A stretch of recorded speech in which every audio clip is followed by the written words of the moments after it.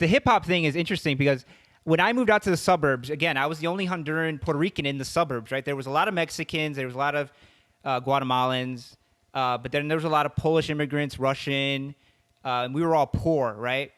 And the one thing we had we all had different cultures, right? Immigrant cultures. The Russians came from Russia, Ukraine, Belarus.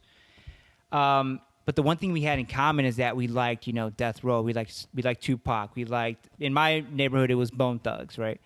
And so that was a way to like come together. And then within that group, then you find out about our differences. But, our first love was hip hop and basketball, right? Really, Is that what you're finding? Is that what you found in the research? It took you 10 years talking to people and stuff like that? I mean, how do you go about researching something like this?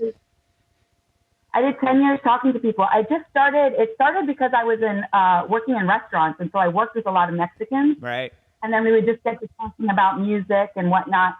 And they were into hip hop. And not only were they into hip hop, they produced their own music. And so they would share some of their music with me. And I would be like, oh, this is super dope because it's not just hip hop, but it's the way the music is their inspirations are they want to be like Nas and Biggie, but in Spanish.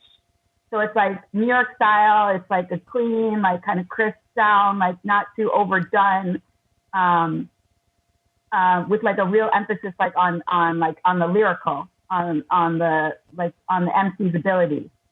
And I just really liked the music. And I wasn't even a big hip hop fan before it because when I was younger, it was in the 90s and hip hop was really, really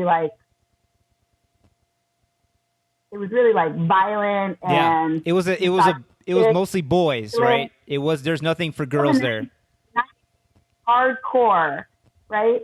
And it I grew up in upstate New York, and so I was just this isn't my music. Yeah, you used to birds and squirrels and shit. Exactly. I listened to Selena. Yeah. That's who I listened to. I mean, Mexican 90s girl. Who didn't? I mean, this is how Mexican I was when I came to the suburbs. I came to the suburbs right around when Selena died, and everybody showed up everybody was crying. They had Selena shirts when she died, and I didn't know who Selena was, so I thought it was somebody's cousin or sister, and they all made shirts because that's what happened too. And that's how I found out about Selena after she died. Yeah. So I had all her CDs, and that was my music. And then when I was in college, reggaeton was really big, and I would go to the club to dance to reggaeton, but I didn't really listen to it outside of the club because again, it was a little bit misogynistic, or not a little bit, but definitely. So when I heard this music from now my homeboys, it was just totally different. It was about Mexican experience in New York. It was about immigration. It was about economic problems. It was about and I asked them how come you guys how do you feel about reggaeton? And they're reggaeton's fine, but it's I don't have money, I don't have chains, I don't have girls, so it doesn't reflect my experience. Wow. So I'm gonna do something that reflects my experience. And so it's so funny how they came down on the Nas side of it, because that's a huge debate, right? That's a huge split. That's a schism, right? That's the Roman Catholic Church and Eastern Orthodox. That's Biggie versus Tupac, Jay-Z versus Nas, Drake versus Kendrick. Do you like that flashy pimp, or do you like the street poet, right? Yeah, no, they're total New Yorkers though. The New York sound totally influenced who they are and how they create music.